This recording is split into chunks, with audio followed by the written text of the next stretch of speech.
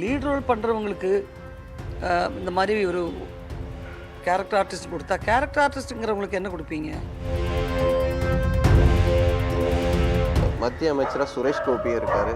அவர்கிட்டையும் இதை விருது கிடைத்த பிறகு உங்களுக்கு கேள்வி எழுந்திருக்குல்ல, இது சம்மந்தமாக நீங்கள் அவர்கிட்ட தொடர்பு கொண்டு பேசியிருக்கீங்க. அவர் எனக்கு வாழ்த்து சொன்னார். அவருக்கும் இதுக்கும் சம்மந்தமே இல்லை. தமிழில் வந்து MS பாஸ்கருக்கும் சிறந்த துணை நடிகருக்கான விருது கிடைச்சிருக்கு. இந்த விருதும் அவருக்கு தாமதமாக கிடைச்சிருக்குன்னு நினைக்கிறீங்களா? அவருக்கு நிறைய திறமை உள்ளவர். அவர் சிறந்த ஒரு டப்பிங் ஆர்டிஸ்ட். இந்த படத்தில் அவருக்கு தகுந்த கதாபாத்திரங்கள் வந்தது.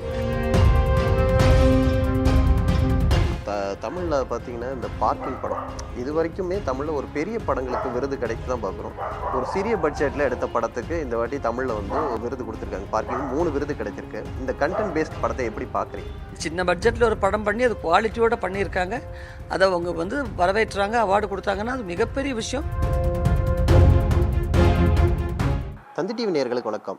71வது தேசிய திரைப்பட விருதுகளில் மலையாளம் படத்தில் உள்ளுநோக்கு படத்திற்கு சிறந்த துணை நடிகைக்கான விருது ஊர்வசி அவர்களுக்கு வழங்கப்பட்டிருக்கிறது. இது குறித்து நிறைய கேள்விகள் அவர்களிடம் இருக்கு, வாங்க கேட்கலாம். மேம், ஃபர்ஸ்ட் தந்தி டிவி சார்பாக வாழ்த்துக்கள். விருது கிடைத்திருக்கு.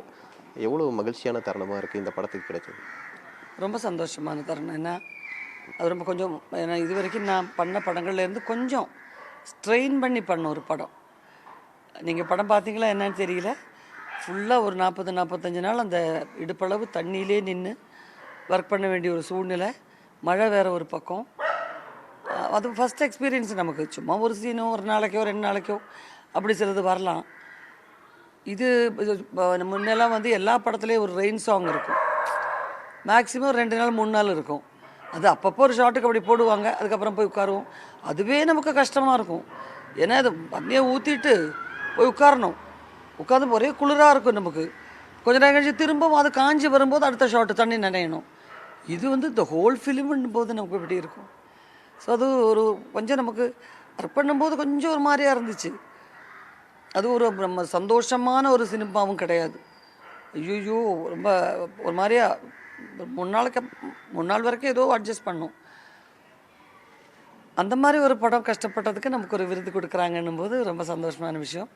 அதை விட சந்தோஷம் அந்த படத்துக்கு சிறந்த படமாக கிடச்சிதுங்கிறது தான். இது வரைக்கும் இது வந்து உங்களுக்கு 2வது விருது. நீங்கள் ஒவ்வொரு படங்களும் உங்களோட கதாபாத்திரமும் நீங்கள் வெறும் நல்லா சூஸியாக தான் தேர்வு பண்ணுறீங்க.